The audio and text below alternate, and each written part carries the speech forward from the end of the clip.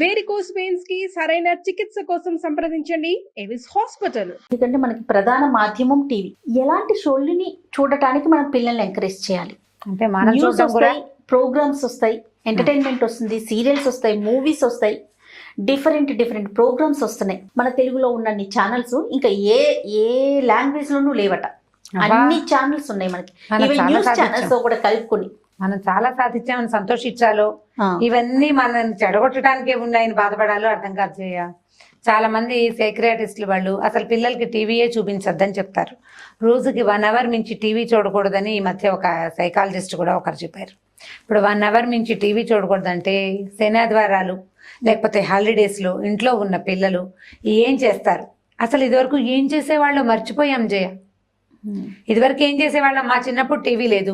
నాకు బాగా తెలిసింది, నాకు ఒక 14-15 వచ్చాక ఒక బ్లాక్ అండ్ వైట్ టీవీ తెలిసింది. నాకు కాసేపే చూసేవాళ్ళం, అది కూడా సాయంకాలం కొంచెంసేపే వచ్చేది. ఎక్కువ మంది ఉండేవాళ్ళం కదా రమ్మగారు. ఆటలని పాటలని ఇంట్లో ఉండే టైం తక్కువ ఉండేది. సెలవులు వచ్చినాయి అంటే కిందకి వెళ్ళి ఆడుకోవటము, లేకపోతే ఒకరింటికి ఒకరు వెళ్ళటము అట్లా జరిగేది. ఇప్పుడు ఖాళీగా ఉండే టైం కూడా ఉండేది జయ, రికామీగా కూర్చుని కూడా ఉండేవాళ్ళం. ఇప్పుడు ఏంటో పిల్లలు ఒక్క నిమిషం ఖాళీగా ఉంటే అంటారు. ఏం చేయాలని అడుగుతున్నారండి. బోరు కొడుతోంది. ఇది వరకు చేత్తో చేసేవి ఇన్ని రకాల పనులు అవి కూడా తెలిసేవి కాదు. అప్పుడు ఏం చేసేవాళ్ళం మేమైతే, మేము మా సంగతి చెప్పాలి కదా ముందు. ఖచ్చితంగా ఏదైనా కుట్టడం నేర్చుకునేవాళ్ళం. అసలు ఇంట్లో ఆడుకోవడం అంటే వామన్ కుంటలు, చింతపిక్కలు, అచ్చంకాయలు ఈ 3 ఆడుకుంటూ ఉండేవాళ్ళం. అదే పెద్ద ఆట. నేను ఇంకా కొంచెం చిన్నప్పుడైతే గోళీలు కూడా ఆడేవాళ్ళం. ఇంకా చిన్నప్పుడు ఓకే, గోళీలు బ్రహ్మాండంగా ఆడుకునేదాన్ని చిన్నప్పుడు. నేను గాలిపటాలు ఎగరేసేవాళ్ళం. వాకిట్లో చెరువు ఉంది, చెరువులో ఏం చేసేవాళ్ళు, ఈ రాయి విసిరి కప్పగంతులు. ఆ రాయి ఎన్ని గంతులు వేస్తుందో అనేది లెక్క. 7 వేస్తే ఒక గొప్ప, 10 వేస్తే ఇంకో గొప్ప. అది అక్కడి నుంచి బంకమట్టి తెచ్చి ఏదో మట్టి బొమ్మలు చేసుకునేవాళ్ళం, బొంగరాలు చేసుకునేవాళ్ళం. బొంగరాలు తిప్పుకోవటం, బొంగరం నేల మీద ఆడడం, ఏమిటో వెర్ర ఆటలు ఉండేవి బోల్డు. అవి వెర్రవో సరైనవో ఇప్పటికీ అనుమానంగానే ఉంటుంది. చాలా ఆడేవాళ్ళం. ఇవి కాకుండా మధ్యాహ్నాలు ఏదైనా కుట్టడం నేర్చుకోవటం, పువ్వులు కట్టడం, ముగ్గులు వేయటం, తర్వాత ఏమో హ్యాండ్ రైటింగ్ ప్రాక్టీస్ ఇచ్చేవాళ్ళు. హ్యాండ్ రైటింగ్ ప్రాక్టీస్ కూడా నేను ఎన్ని సంవత్సరాలు రాసినా నా హ్యాండ్ రైటింగ్ బాగుపడలేదు. అదేమిటంటే సరైన గైడెన్స్ లేక అని ఫీల్ అవుతాను ఇప్పుడు నేను. మీరు కాన్సన్ట్రేట్ చేయక, నేను కాన్సన్ట్రేట్ చేయక, నాకు అంటే ఈ ఒరబడి పైన పెట్టేది సరైంది కాకపోవటము, ఏదో కూర్చోబెట్టడమే తప్పిస్తే నేర్చేసుకోవాలని, నాకు నేర్పించేయాలని పై వాళ్ళకి లేకపోవటము, ఏవో రకరకాల కారణాలు అనుకోండి. గుంపు కూడా ఉండేవాళ్ళం. ఇక ఆ పచ్చళ్ళ టైం వస్తే ఇక ఆవకాయలు ముక్కలు తరుకోవటాలు, ఆ కాయలు తుడుచుకోవటాలు అవన్నీ ఒక పెద్ద పని. వీటిని మిరపకాయలు ఎండబెట్టాలి, అవి కూడా పనులు కూడా చేసేవాళ్ళు పిల్లలు. వడియాలు అనుకునే వాళ్ళం. వేసవి కాలం వస్తే వడియాలు ఎంత పనండి. అవును, పిండి రుబ్బిటమో లేదా గ్రైండర్ లో వేస్తే పైకి వెళ్ళి వేసి పెట్టి వాటిని తిప్పి మళ్ళీ తీసుకురావటాలు. అప్పడాలు వత్తేవాళ్ళు మా చిన్నప్పుడు. అప్పడాలు వత్తటము, పిల్లలు వ్యవహారాలు ఉండేవి. మేమేమో మా ఇంట్లో స్వీట్లు చేస్తే కజ్జకాయలకి 6-7 కూర్చున్నా ఆ పని అవ్వదు, చేస్తూనే ఉండేవాళ్ళు. అదో సరదాగా ఉండేది. గవ్వలు చేసేవాళ్ళు. ఆ గవ్వలకు ఉండలు చేయటం, ఈ గవ్వల పీట మీద ఇలా అంటాం, అదొక పెద్ద ప్రోగ్రామ్. చెక్కలు చేయటం, ఇక అన్ని ప్రోగ్రాంలే.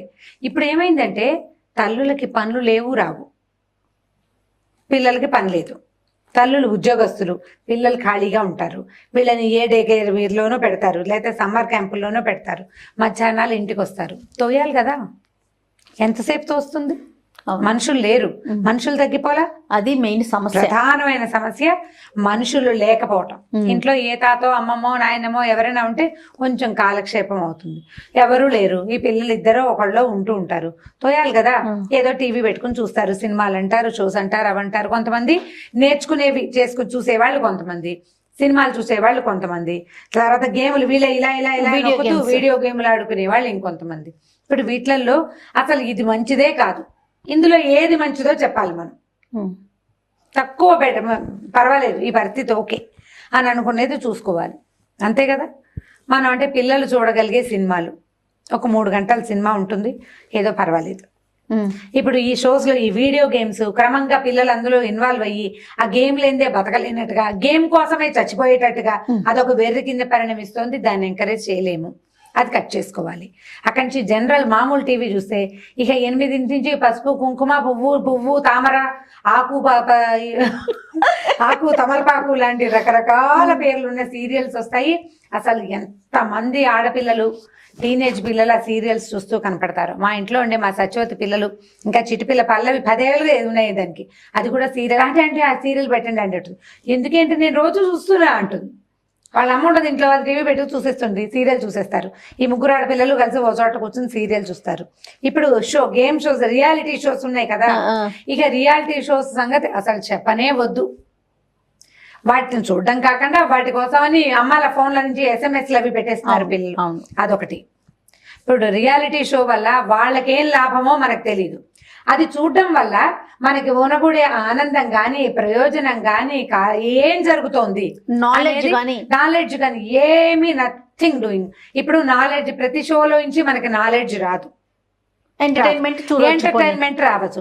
ఎంటర్టైన్మెంట్ ఏదైనా కలర్ఫుల్ గా ఉంటే వస్తుందా? మన ఇంట్లో ఎలాంటి జడ్డి వాతావరణం దౌర్భాగ్యపు వాతావరణం ఉంటుందో అదే వాతావరణాన్ని నువ్వు చూస్తూ ఉండటం, ఎవరి దారిన వాళ్ళు ఉండటం, ఎచ్చి పిచ్చి బట్టలు వేసుకోవటం, ఎలా పడితే అలా ఉన్నవాళ్ళు వీళ్ళంతా కలిసి మంచాలు పక్కలు వాళ్ళ తిళ్ళు వాళ్ళ తిప్పలు ఇవన్నీ చూడడం, మధ్యలో ఏమిటో అడదిడ్డంగా టాస్కులు గందరగోళం. నేను 1 టైం కూడా ఏ రియాలిటీ షో కూర్చొని చూడను. నేను ఎవరైనా చెప్పినవి ఏదైనా సినిమా చూస్తుంటే మధ్యలో వస్తాయి అడ్వర్టైజ్మెంట్, వాటి వల్లే నాకు తెలుస్తాయి. SMS పెట్టేస్తున్నారు పిల్లలు. 300 వేయించిందట ఒక తల్లి ఫోన్లో. 300 అయిపోయినాయి 3 రోజులకే. ఎలా అయిపోయినాయి అంటే ఆయన ఎవరో కుర్రాడు పాటలు పాడేవాడు ఉన్నాడు ఒక రియాలిటీ షోలో. ఆ అబ్బాయి గౌరవార్థం బాగా వీళ్ళు మెసేజ్ పెట్టేశారు. అవును. ఇప్పుడు దేన్ని ఎంకరేజ్ చేయాలి మనం? ఇప్పుడు ఈ షోస్ చేసేవాళ్ళు కానీ, ఈ టెలివిజన్లో ఇన్ని రకాల సీరియల్స్ చేసేవాళ్ళు కానీ, వీళ్ళందరూ ఈ గుంపంతా అంటే ఎవరెవరు ఎంటర్టైన్మెంట్ ఛానల్స్ ని ప్రజల మీదకి వదులుతున్నారో వీళ్ళంతా వాళ్ళ పిల్లల్ని కూడా సేమ్ థింగ్స్ కి గోత్రు అవనిస్తారా? పిల్లలు చూసే వాళ్ళకే కాదు కదా, ప్రేక్షకుల్లోనే పిల్లలు లేరు. వాళ్ళ కూడా చేసే వాళ్ళకి ప్రొడ్యూసర్ల దగ్గర నుంచి ప్రతి పనిచేసే ప్రతి వాడికి పిల్ల జల్లా ఉంటారు. మీ పిల్లల్ని కూడా మీరు ఈ పనులే చెయ్యండి, చదువు సంధ్య మానేయండి, డబ్బులు తగలబెట్టండి అమ్మా నాన్నలవి అని కనుక చెప్పగలుగుతామా మనం? దేనికోసం వీటిని ఎంకరేజ్ చేస్తారో అర్థం కాదు. ఇది ఒక పాయింట్ అనుకోండి. ఇప్పుడు ఒక రియాలిటీ షో పేరు చెప్పాల్సిన పనే లేదు, అన్నీ అలాంటివే. ఆడవాళ్ళకి సంబంధించినవంతే, పిల్లలకి సంబంధించినవంతే, మైండ్ గేమ్స్ మైండ్ షోస్ ఏమిటో ఇవన్నిటికీ కూడా ఎవరో ఒకళ్ళకి.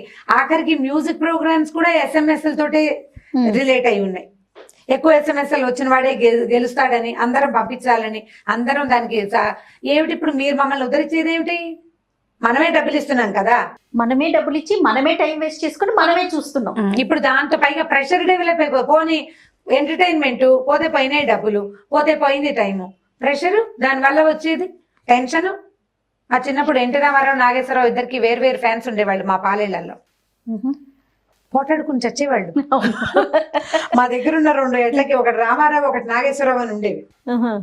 ఎడ్లను పరిగెత్తి ఇచ్చి పోటాడుకుని చచ్చేవాడు, దానికోసం కొట్టుకునేవాడు. అసలు వాళ్ళిద్దరు బాగానే ఉంటారు, మీరు కొట్టుకుంటారు ఏంట్రా అంటుండేవారు మా నాన్న అయితే.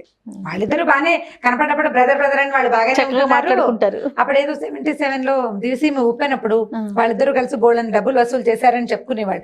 ఇప్పుడు కాదులేండి, ఇప్పుడు సంగతో కదా. మా పాలేళ్ళు కొట్టుకుంటే వాళ్ళు బాగానే ఉన్నారా, బాబా బామ్మరిది లాగా మీరెందుకు కూడా కొట్టుకుంటున్నారు అంటూ ఉండేవాడు. అది ఇప్పటికీ కంటిన్యూ అవుతుంది. ఈ ఫ్యాన్స్ కొట్టుకుంటారు, అసలు వాళ్ళు బాగానే ఉంటారు. వాళ్ళేమి దేశీయ చేయటలా, ఎవరి సంపాదనలు ఎవరి ఉద్యోగం. కొంతమంది ఇళ్లలో నేను చూసానండి, వైఫ్ అండ్ హస్బెండ్ కొంచెం పెద్దవారు అనుకోండి, ఇప్పుడు అమ్మమ్మ తాతయ్య ఆ వయసు వారు సీరియల్లో వాళ్ళ కోసం కొట్టుకుంటారండి. సీరియల్ ఒకరికి సపోర్ట్ చేస్తారు, ఇంకొకరికి. ఎంత పోట్లాట్లు అంటే ఒక 1 వీక్ 10 days కూడా మాట్లాడుకోరు ఈ ఇష్యూలతో. అదే ఇప్పుడు మనం ఎవరి మీదైనా హీరోల గురించి కావచ్చు, లేకపోతే ఈ సీరియల్స్ గురించి కావచ్చు, వాళ్ళు మనము ఓ ఆఫీస్కి వెళ్ళి ఉద్యోగం చేసుకున్నట్టుగానే మన దగ్గర ఉన్న హీరోలు డైరెక్టర్లు అందరు కూడా ఉద్యోగాలు చేసుకుంటున్నారు. వాళ్ళ ఉద్యోగం అది అంతే. వాళ్ళ కోసం మీరు కొట్టుకోవడం ఏంటి మీనింగ్ లెస్ గా? నిన్ను ఉద్ధరించట్లేదు, వాళ్ళు దేశ సేవ చేయట్లేదు, వాళ్ళని వాళ్ళు ఉద్ధరించుకుంటున్నారు. వాళ్ళ ఉద్యోగం వాళ్ళు చేసుకుంటున్నారు పాపం. అమ్మాయిలు అబ్బాయిలు కూడా జాబే కదా అది. అంతే కదమ్మ గారు. వాళ్ళకి డబ్బులు వస్తాయి దాని మీద నుంచే. వాళ్ళ భగవంతుడు ఒక్కొక్క మనిషికి జీవిక ఒక దాని మీద పెడతాడు. మనం చెప్తాం శివుడు ఆజ్ఞ లేదే చీమైనా కుట్టదు. అవును. అంటే శివుడు చీమకి ఆహారాన్ని కూడా భగవంతుడే ఇస్తాడు. పిపీలి కాదు బ్రహ్మాండ పర్యంతము భగవంతుడే ఏర్పరుస్తాడు. వీడికి ఈ ప్రాణికి తిండి ఇందులో అని. నీకేమో యాంకర్ గా, నాకేమో గెస్ట్ గా కదా. ఇది ఇది అది నీ జాబు, ఇది నా జాబు, అంతే కదా. మన ఉద్యోగాలే మనం చేసుకుంటున్నాం, అంతే కదా. ఇప్పుడు యాక్టర్లు అంతే, డైరెక్టర్లు అంతే, ప్రొడ్యూసర్లు అంతే. వాళ్ళ జీవిక భగవంతుడు అందులో పెట్టాడు. వాళ్ళ పని వాళ్ళు చేసుకుంటుంటే వాళ్ళ కోసం నువ్వు నేను కొట్టుకోవటం ఏమిటి? మీనింగ్లెస్ కదా. ఇప్పుడు ఈ సీరియల్ సంగతి కూడా అంతే. మనం వీటిలో నుంచి బయటికి వెళ్ళడానికి ప్రయత్నం చేయాలి. ఎంటర్టైన్మెంట్ తాత్కాలికమైన ఎంటర్టైన్మెంట్ గానే తీసుకోవాలి. పిల్లలని ఎక్కువగా ఇన్వాల్వ్ అయిపోనివ్వకుండా ఉంచాలంటే ఎక్కువ చూపించకూడదు. అదొక్కటే మార్గం అంటారా? చూపించొద్దు. ఈ చూపించడానికి పిల్లలకి చూపించేందుకు ప్రత్యేకమైన ఛానల్స్ కొన్ని ఉన్నాయి. ఈ పసిపిల్లలకి 6 నెలల పిల్లలకు కూడా ఫోన్ చేతికిచ్చి ఆ కదిలే రంగుల బొమ్మల్ని చూపించే విధానం కనపడుతోంది ఇప్పుడు. గేమ్స్, అదేమిటి గేమ్స్ కాదు, ఇంకోటి ఏదో అంటారే, రైమ్స్ పెడితేనే పిల్లాడు అన్నం తింటాడు. నువ్వు పాడచ్చుగా, మాట్లాడచ్చుగా, నీకు నోరు లేదు? ఏదైనా పాటలు పాడి కబుర్లు చెప్పి పిల్లలకి కాకి పిచ్చిగా చూపించచ్చు కదా. ఎందుకు ఫోన్ ఇస్తావు? మీకేమో హెల్దీ థింగ్స్ కావాలి, హెల్దీ ఆరోగ్యమైన పరిస్థితులు కావాలి, వాతావరణం శుభ్రంగా ఉండాలి. పిల్లాడికి ప్రాబ్లం అయిపోతుంది, పనికిరాదు. మరి నువ్వు అత్యంత అనవసరమైన అస్సలు పనికిరాని రేడియేషన్ ని వాడి చేతిలో పెడుతున్నావు. నువ్వు పూర్తిగా బాగా చాలా అత్యద్భుతమైన ఆహార పదార్థాలు ఇవ్వకపోయినా ఏదో అన్నం వండి పప్పు చారు వేసి పెట్టినా పిల్లాడు పెరిగేస్తాడు, బతికేస్తాడు శుభ్రంగా. అది ఫోన్ ఇస్తే వాడి బతుకును నువ్వు తగ్గించేస్తున్నావు గంటలతో చొప్పున. ఇవ్వకూడదు కదా. మనం ఏం చేస్తున్నాం, ఈజీగా ఈ పని నుంచి తప్పించుకోవడానికి పక్క వాళ్ళ ఫోన్ ఇస్తారు, నేను ఫోన్ ఇస్తాను. వాళ్ళ పిల్లాడు టీవీ చూస్తూ అన్నం తింటాడు, మా పిల్లాడు టీవీ చూస్తూ అన్నం తింటాడు. టీవీ కొంచెం బెటర్, అక్కడెక్కడ ఉంటుంది, మనం పిల్లని ఇక్కడ కూర్చోబెడతాం, కనీసం కొంత బెటర్. ఈ ఫోన్ చేతిలో పుచ్చుకుంటే దీని నుంచి వచ్చే రేడియేషన్ అంతా ఆ చెంటాడి చెవిలోకి ముక్కులోకి పోతుంది కదా, వాడి కళ్ళు పాడైపోవు తొందరగా. నేను ఆ మధ్య ఒక డాక్టర్ ఉన్నారు, ఆప్థాల్మాలజిస్ట్, కళ్ళు డాక్టర్. ఇది వరకు చెంపకి చారెడు కళ్ళు అనేవాళ్ళండి. అందరికీ పెద్ద పెద్ద కళ్ళు ఉంటాయి, కళ్ళు ఉండేవి, చాలా మంది కనపడేవాళ్ళు. చారెడేసి కళ్ళున్న అమ్మాయి గొప్ప ఫేమస్. మనకి ఇప్పుడు హీరోయిన్స్ లో కూడా చారెడు కళ్ళ వాళ్ళు లేరు.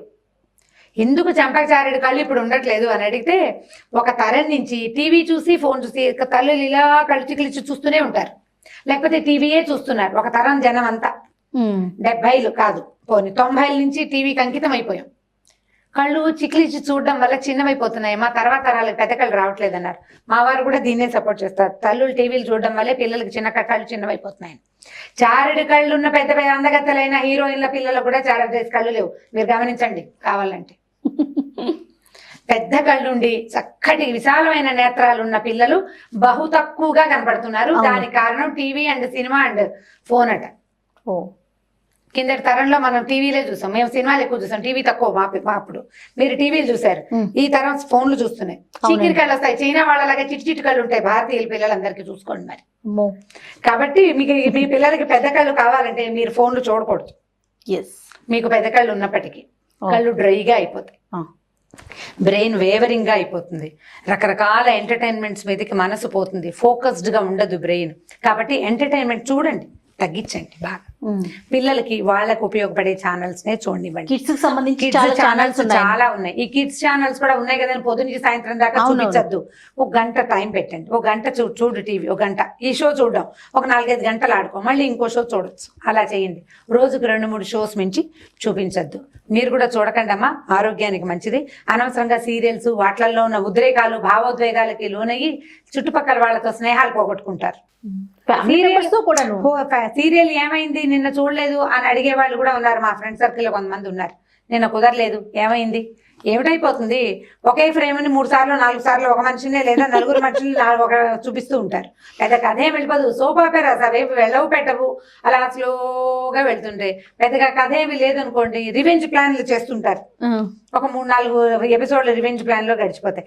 ఇలా ఎంతసేపు ఎవరో ఒకళ్ళని చంపేయటము, ఎవరో ఒకళ్ళని పెళ్లి చేసుకోవటము, ఒక అమ్మాయినే 2-3 అబ్బాయిలు ప్రేమించి పెళ్లి చేసుకోవటాలు, లేదా ఒక ఆయనకే 2-3 భార్యలు.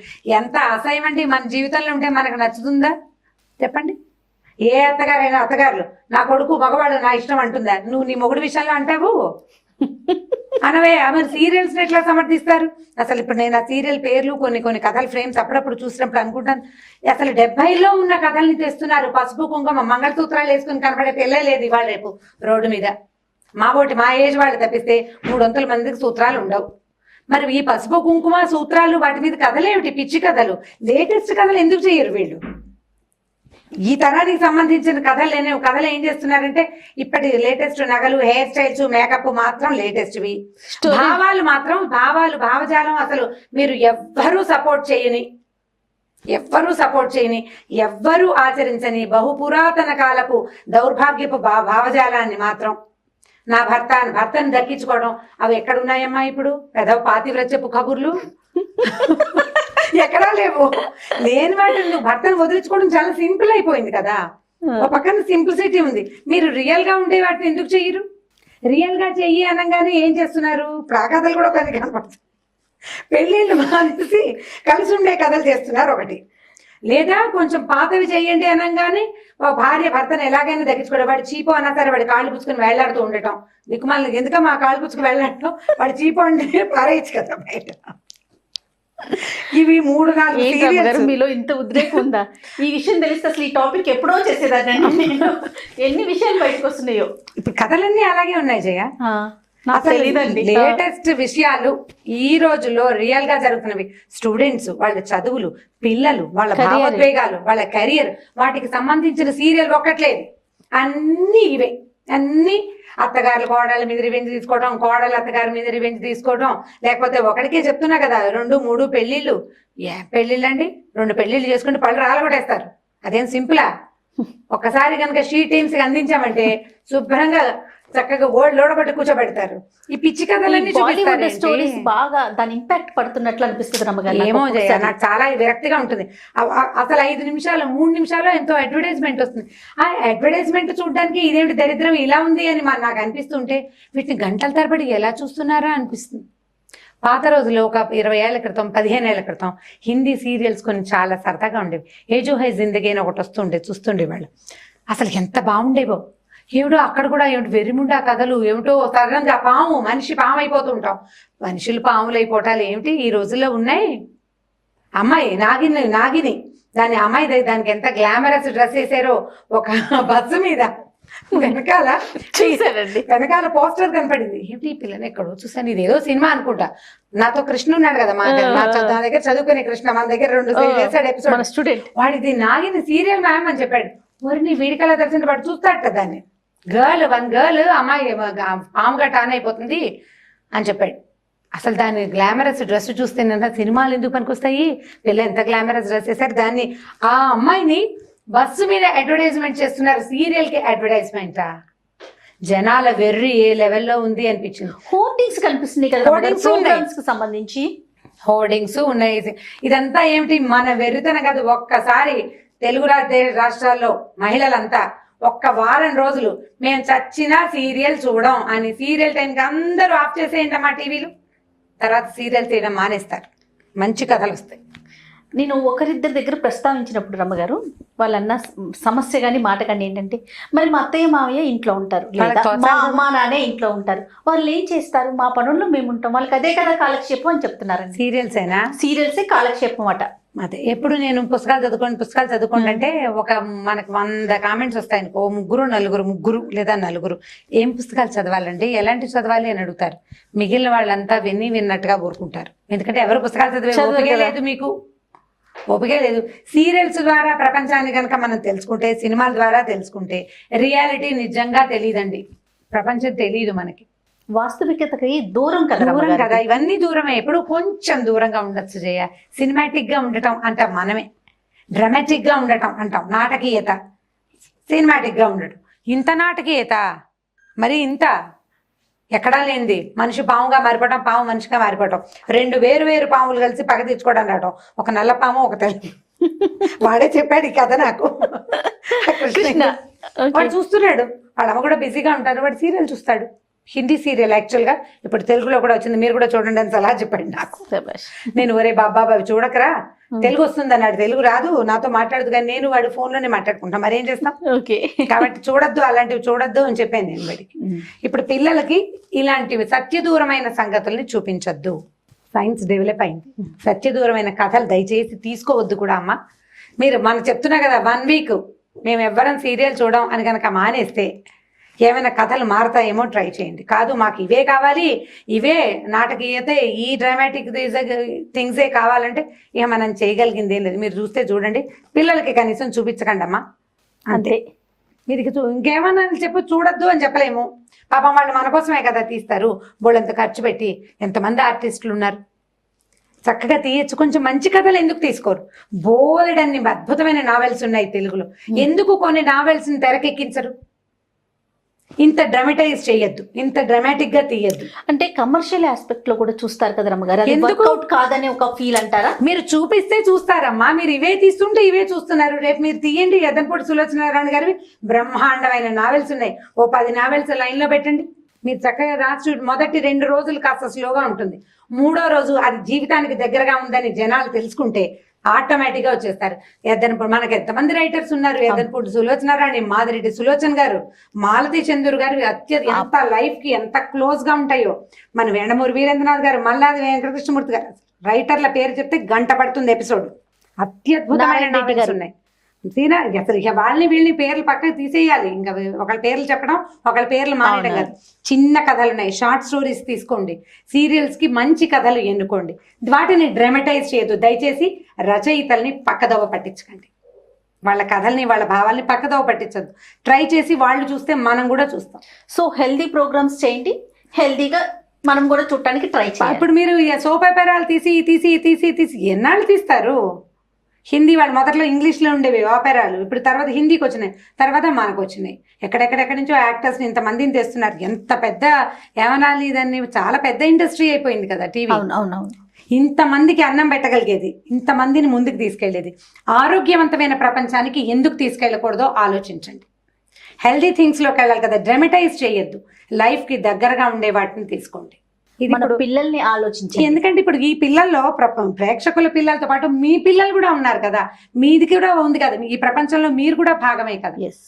ఇప్పుడు ప్రజలు కోరుకుంటుంటే ఆటోమేటిక్ గా కొంతమంది చేయగలుగుతారు. ఇప్పుడు పెద్ద పెద్ద వాళ్ళందరూ ఇలా డ్రామాటిక్ తీస్తుంటే చిన్న వాళ్ళు ట్రై చేయలేరు. పెద్ద సినిమా చిన్న సినిమా లాగా, పెద్ద సీరియల్ చిన్న సీరియల్ అయిపోతుంది. పెద్దవాళ్లే కనుక ఈ డ్రాస్టిక్ స్టెప్ వన్స్ తీసుకున్నారా, ఆటోమేటిక్ గా మొత్తం మారిపోతుంది. మళ్ళీ మనం కొద్దిపాటి పాతదారులు పట్టగలుగుతాం.